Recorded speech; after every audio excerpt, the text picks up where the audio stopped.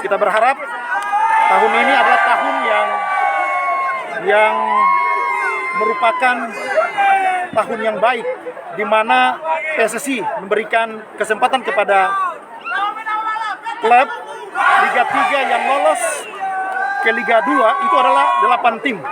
Ini merupakan kesempatan bagi kami dari Maluku. Kita berharap Maluku FC akan lolos ke Liga 2. Itu harapan saya. Sehingga kita harus bersama bergandengan tangan bersama semua stakeholder sepak bola di Maluku. Kita fokuskan kekuatan kita untuk Maluku FC. Baik itu dari segi materi maupun moral, kita harus support.